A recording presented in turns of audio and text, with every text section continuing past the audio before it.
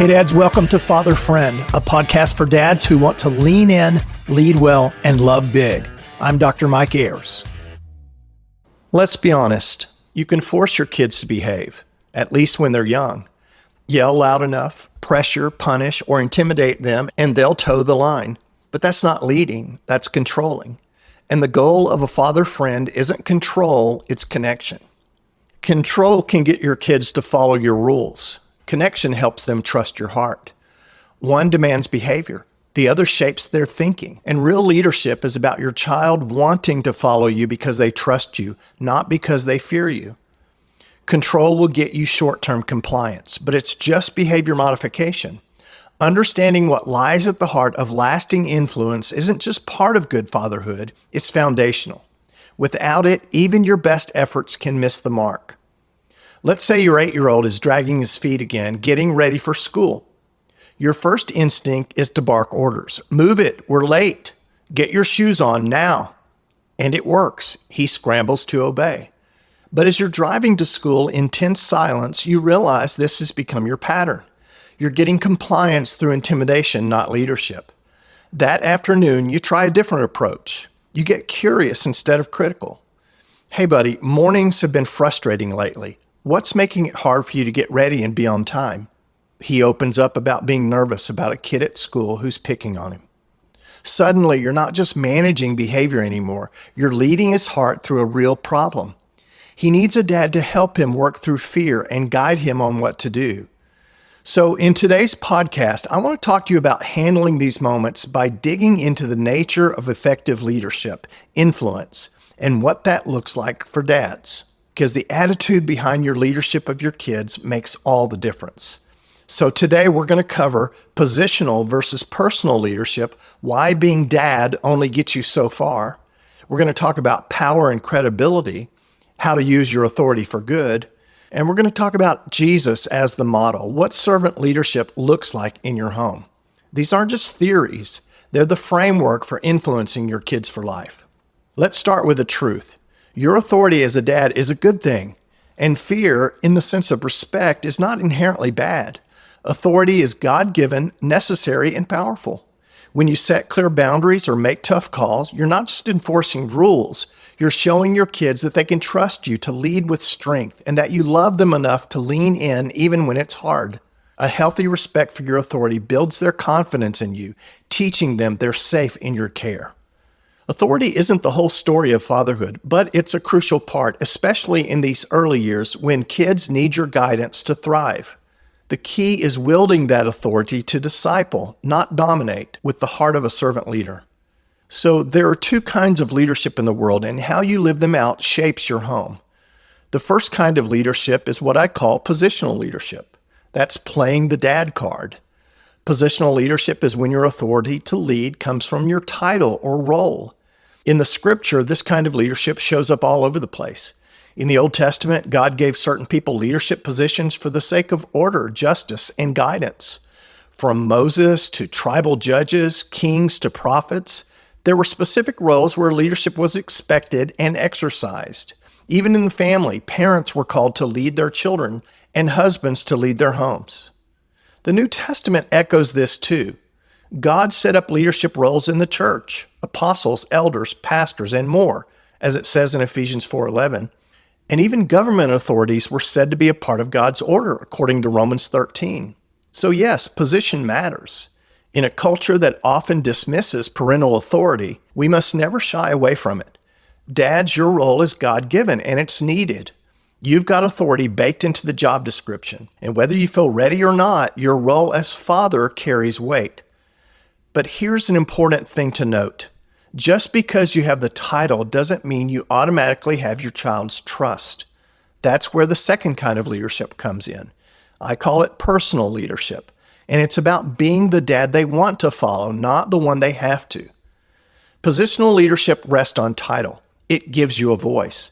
Personal leadership is built on character, who you are, how you treat others, and how your presence makes others feel. It doesn't just give you a voice, it makes your kids want to listen. That's the kind of leadership that earns influence.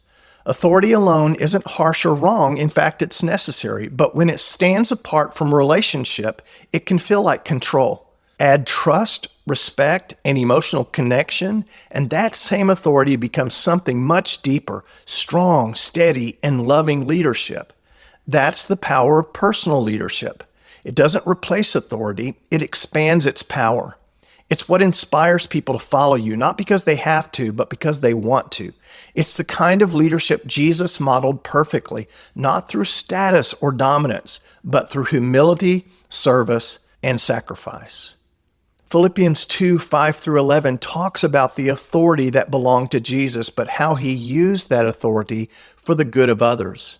In 1 Thessalonians 2, Paul describes how he could have asserted authority as an apostle, but instead he chose to lead gently, like a nurturing mother and a loving father, as he says. He didn't just give orders, he encouraged, he inspired, he showed up with compassion and credibility. That's personal leadership. And when it comes to being a dad, it's the difference between short-term conformity and long-term transformation. To apply this, let me give you something practical to do this week. This week, pay attention to when you have to step up as a parent, when you correct behavior, set a boundary, or guide an important decision. After these bigger interactions, ask yourself, did I just lead through my title or through my character? When you had to step in and lead, could your child sense your heart behind the authority, or did you rely mainly on because I said so? You're not eliminating your authority. You're building the trust that makes it more effective. Which leads to our second topic today, the idea of servant leadership, that is, leading like Jesus. In Luke 22, Jesus walks into a familiar scene. His disciples are in a heated debate over who's the greatest. Now, they didn't have selfies or social media, but the conversation hasn't changed much in 2,000 years.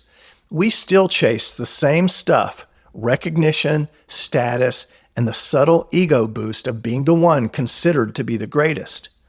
Jesus seizes this moment to redefine greatness, revealing a kingdom value that flips the world's idea of power and leadership upside down. Here's what it says in Luke 22, beginning in verse 24. A dispute also arose among them as to which of them was considered to be the greatest. Jesus said to them, "The kings of the Gentiles lord it over them, and those who exercise authority over them call themselves benefactors. But you are not to be like that. Instead, the greatest among you should be like the youngest, and the one who rules like the one who serves.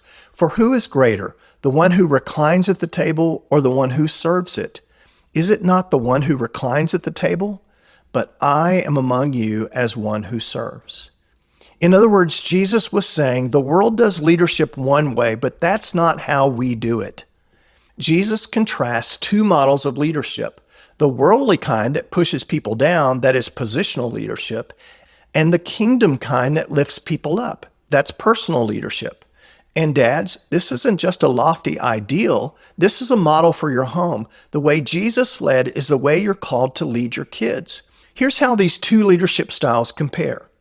First, positional or worldly leadership leads through power and authority, uses power to control, leads from the top down, demands respect, is the leader who reclines at the table and is served by others. It's command and control leadership and may create fear-based obedience. But alternatively, the other kind of leadership, personal leadership or kingdom leadership, leads through love and service, uses power to serve, leads from beside and below others, earns trust. It is the leader who serves at the table, not who reclines at it. He serves others. It's leadership that empowers and encourages, that builds trust and long-term influence, not simply compliance.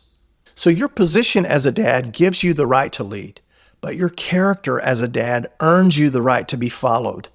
To serve and sacrifice is greatness in God's kingdom, and it leads to true influence. It's what great leaders do. It's what father friends do for their families. Let me illustrate. One famous line from the movie Braveheart comes from a confrontation between William Wallace and the corrupt leaders of Scotland. Wallace said, "There's a difference between us. You think the people of this country exist to provide you with position. I think your position exists to provide those people with freedom, and I go to make sure they have it." With position and title almost always comes power. and how a person with title uses power matters. This is the heart of your God-given role as a father, understanding how to wield both power and authority, not for your own sake, but for the benefit of your children. While power is the ability to direct or influence the behavior of others, authority is the recognized right to do so.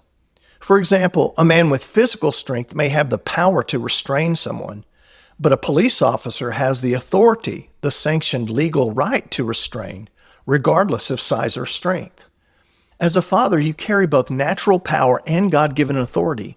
That's nothing to apologize for. You're bigger, stronger, and you carry the title of father. But it's something you must steward carefully, because with that power, you'll either build your kids up or tear them down. Jewish thinker Abraham Joshua Herschel once said, "Nothing is more useful than power, nothing more frightful." Boy, that's true. That's why it's crucial to know the difference between authority and authoritarianism. Authority used correctly is right and good. It creates order, builds trust, and gives your kids the security they crave. Children thrive under it. Authoritarianism is power distorted. It's power abuse, used for ego, control, or fear. It crushes more than shapes. Let me give you an example of what this looks like. Let's say your teenager wants to go to a party that you're not comfortable with. Your gut says no, but you're not sure why. The authoritarianism response is absolutely not, end of discussion. But authority looks different. Instead of just shutting it down, you say, "Help me understand. Who's hosting this? Will parents be there?" As you talk, you realize your concern isn't about the party itself, but about not knowing the family or the setup. You end up saying, "I'm not comfortable with this because I don't know these people and what kind of supervision they'll be, but let's figure this out together.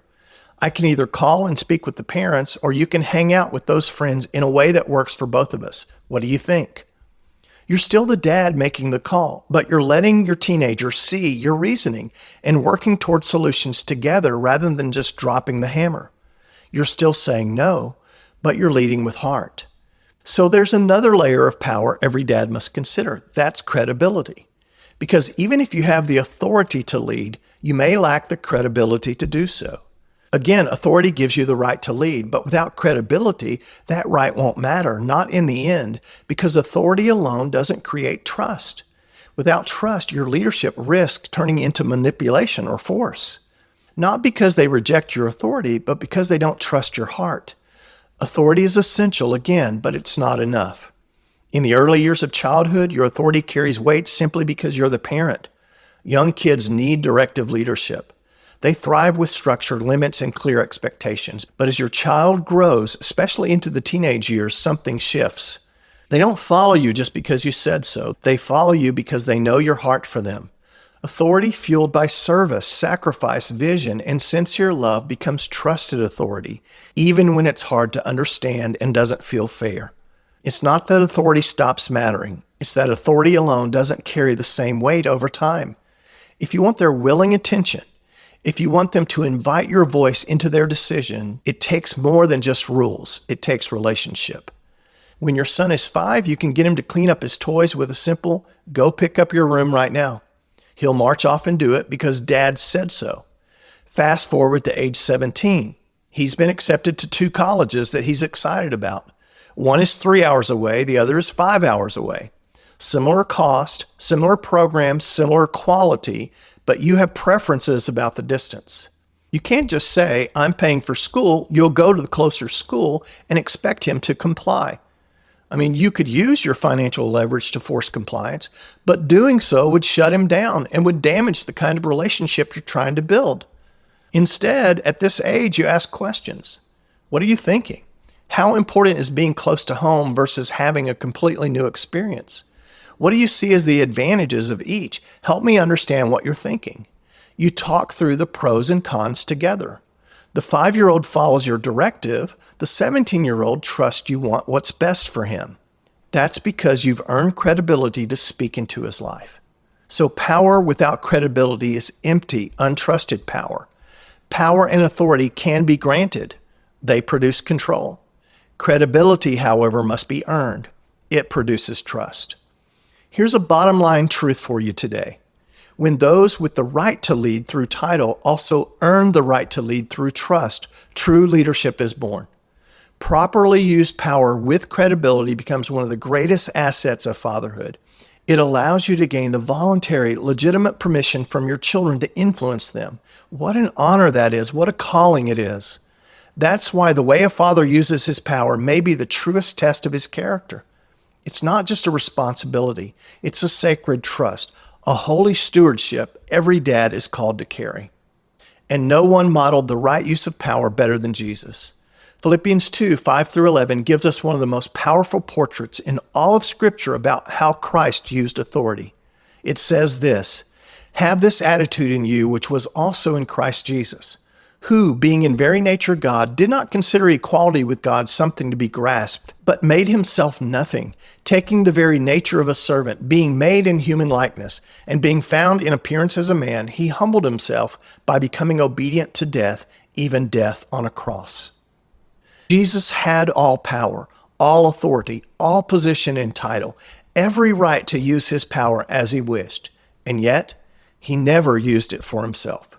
Not once in the Gospels do we find Jesus flexing his power to benefit his own comfort, reputation, or ease.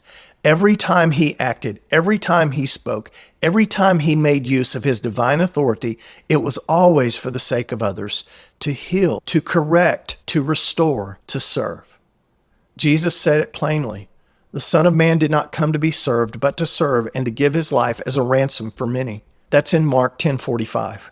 That's what godly leadership looks like. It's the humble use of power for the good of the one being led. Fathers, our example is not found in cultural models of domination or in parenting built on fear. It's also not found in the abdication of power and authority, apologizing for the title that you have. Jesus didn't relinquish his authority. He used it differently. As Jesus said, the world does leadership one way, but that's not how we do it. It's found in the self-giving, others-first love of Christ. But here's a common mistake. People sometimes confuse servant leadership with weakness. Some dads here lead like Jesus, and they think it means never saying no, avoiding tough conversations, or letting their kids run the show. That's not servant leadership. That's weak leadership. Jesus served people, but he also cleared the temple when it was being misused. He was gentle with hurting people, but he didn't back down from difficult truths.